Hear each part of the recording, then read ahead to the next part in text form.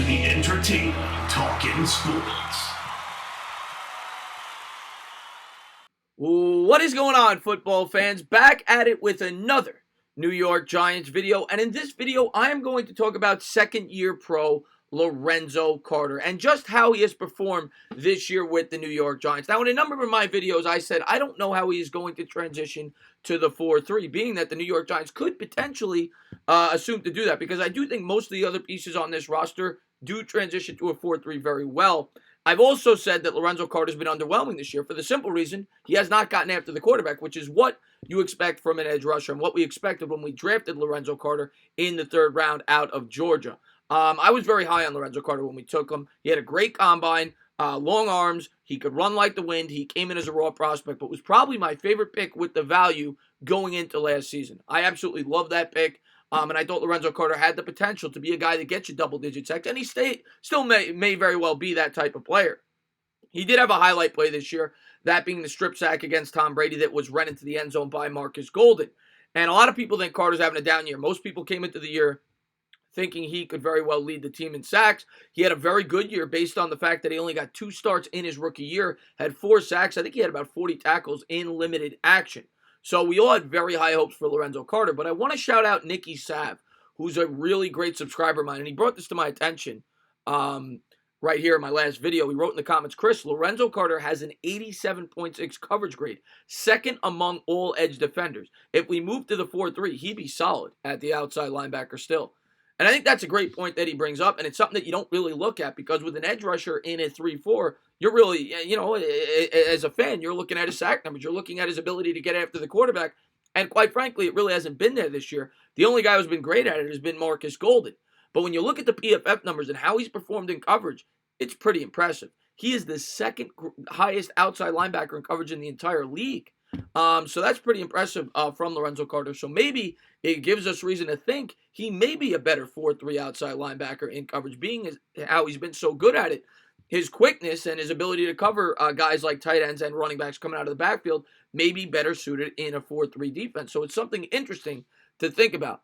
Now, there were a couple articles written on Lorenzo Carter this week, so I'm going to jump into some of the quotes there and how he feels he has been a little bit underwhelming. He came into the year, he put on 10 extra pounds, and really thought he could take that big step forward.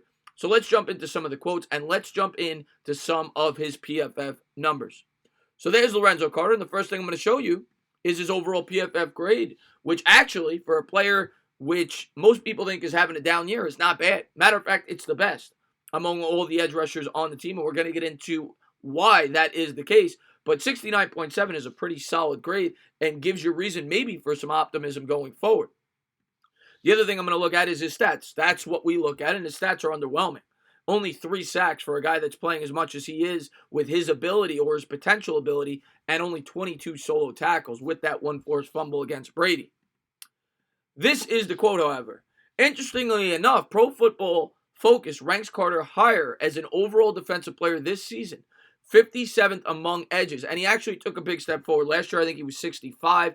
This year, he's closer to 70 in the whole NFL. He's higher than Zimenez at 78, and Marcus Golden is actually 135. And this is due in large fact to his run defense grade of 67.4 and his excellent mark in coverage at 87.6. Carter's 58.1 pass rush grade, however, is the lowest of the 3. He has not gotten after the quarterback enough. His name is rarely mentioned as a difference maker to pressure a quarterback in a critical spot. In 224 pass rush snaps, Carter only has 20 pressures, 3 sacks, 6 hits, and 11 hurries. That's 1 pressure every 11.2 pass rush snaps. So that is far from impressive in terms of being a pass rusher, which is what we were really looking forward to this year. A lot of people thought he could lead the team in sacks. And then finally, this is his quote about his play. This is New York. You can't just be an okay guy, Carter 23 candidly told the Daily News on Monday. You can't just show flashes. You've got to be that guy. And that's what they're looking for. That's what everybody is looking for. And I mean, that's what I want to bring to them. So, I mean, Carter's saying the right things there. And yes, as a pass rusher, he's been underwhelming. And it's nice to hear that he has that desire to be a lot better. And if he could ever get to that point, that would be a huge step forward if you compare him with a Chase Young or someone like that in this year's draft, or you bring in someone in free agency like an Ngakoue, someone like that. But Hopefully he could get better in terms of a pass rusher. But it is actually very encouraging to think how good of a guy he's been in pass coverage for the New York Giants at that outside linebacker position. So that was encouraging, I thought. So Nicky brought up a really good point, and when you think about it, maybe he would transition a lot better to the 4-3 than we initially thought.